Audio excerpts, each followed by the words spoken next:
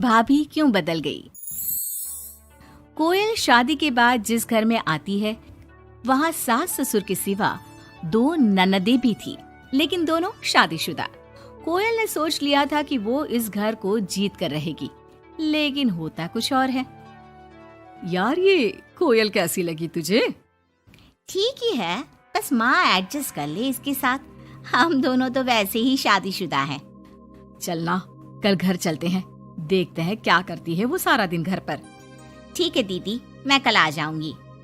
दोनों ननदें मायके आती है, जहाँ पिता बाहर बैठकर पेपर पढ़ रहे थे, माँ अंदर सब्जी काट रही थी और कोयल वो तो कहीं नहीं थी।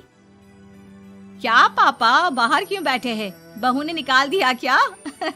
चलिए अंदर देखिए, कैसी लू सी चल रही है। चलिए तो। अरे नहीं नहीं, अंदर लाइट नहीं आ रही है, रोशनी भी कम है और हवा भी नहीं है। मैं तो कहता हूँ तुम दोनों भी जाकर चेयर यहीं लगा लो। क्या माँ, तुम क्यों काम कर रही हो? कहाँ है वो राजकुमारी? अरे सुबह से ही कोयल लगी है, मैंने अभी भेजा है जबरदस्ती कि जाओ जाकर लेट लो। पता नहीं क्यों इतना काम करती है। जब से आई है वक्त पर खाना पीना, वक्त पर दवाई, सब की जिम्मेदारी ले ली है उसने। वो तो हम भी कर रहे हैं ना माँ, अपने ससुराल में सभी को तो करना पड़ता है। उसमें वो नया क्या कर रही है? पापा के सफेद कपड़े कैसे पहले चमकते थे, अब देखो तो कितने मैले कुचैले लग रहे। कौन धोता है? धोती तो बहू ही है, लेकिन क्या करे बेचारी, मशीन ही खराब पड़ी है। सबके कपड़े हाथ से धोना, उसके भी तो मुलायम छोटे छोटे हाथ हैं। हाँ, और हम लोगों के हाथों में तो चक्का लगाए ना। अरे बस भी करो माँ। दोनों बहनें माँ बाप को काफी भड़काने की कोशिश करती, लेकिन कोई फायदा नहीं होता। पर कहते हैं ना, बेटी तो बेटी होती है उन लोगों के जाने के बाद। क्या बात है माँ जी, कोई आया था क्या? हाँ, वो तेरी दोनों ननदें आई थी। अरे तुम मुझे उठाया क्यों नहीं माँ? मैं भी मिल लेती ना दोनों दीदियों से। अरे ना बेटा, तभी तो तू सोने गई थी। मैंने उन लोगों को खाना बनाकर खिला दिया, चिंता ना कर। कोयल को सास की बात अच्छी लगती है, वो अंदर जाने लगती है कि सास उसे टोक देती है। बेटा, वो तेरे ससुर जी के कपड़े काफी मैले कुचैले लगते हैं, थोड़ा ठीक से धोया कर। हाँ जी माँ जी। कोयल सास को कुछ नहीं कहती, लेकिन रात में जब पति आता है तो कोयल उससे कहती है, सुनिए, पापा के घर के पहनने वाले कपड़े काफी पुराने हो गए हैं। मैंने कई बार उसे धोया, लेकिन उनमें चमक ही नहीं आती। अगर आप कुछ पैसे देते तो मैं पापा के लिए घर पहनने के लिए नए कपड़े लेकर आऊं। हाँ कोयल, क्यों नहीं, जरूर। अगले दिन कोयल खाना बनाकर बैठी ही होती है कि छोटी ननद आ जाती है। अरे नमस्ते दीदी, कैसी हैं? आइए बैठिए, मैं आपके लिए नींबू पानी बनाती हूँ, आपको अच्छा लगता है ना?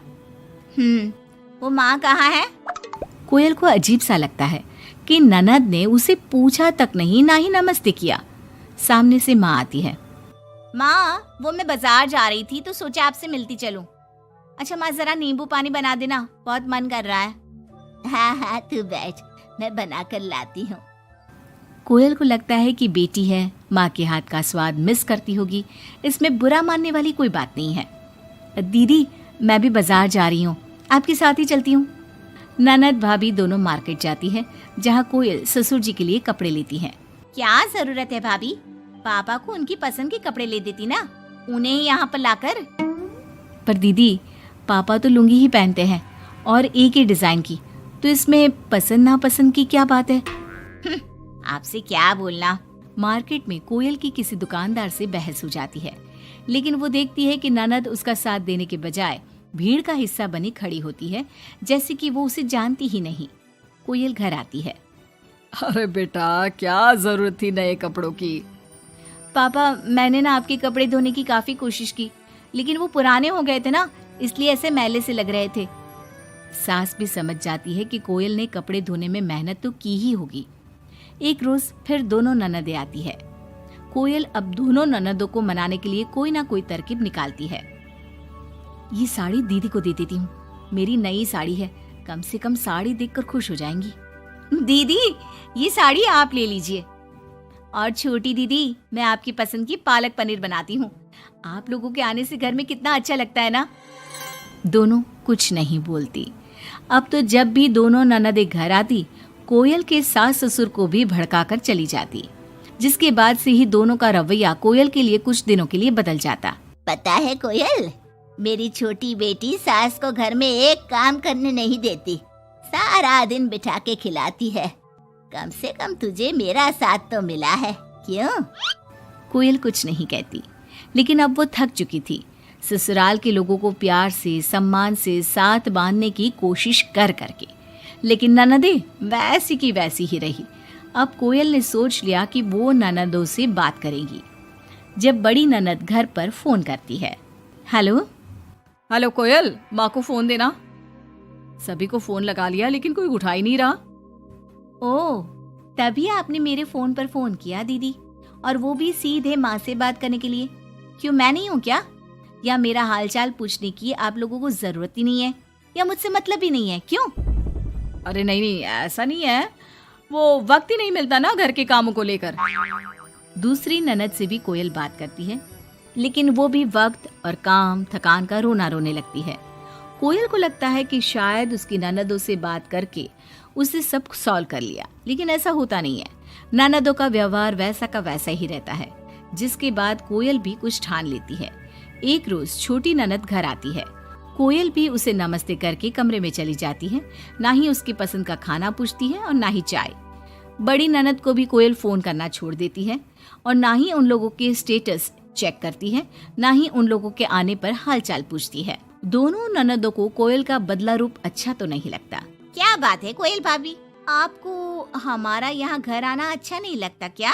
लेकिन हम भी क्या करें, मायका है, माँ बाप है, तो आएंगे तो सही ना। वो काम है थोड़ा, मैं अपने कमरे में जा रही हूँ।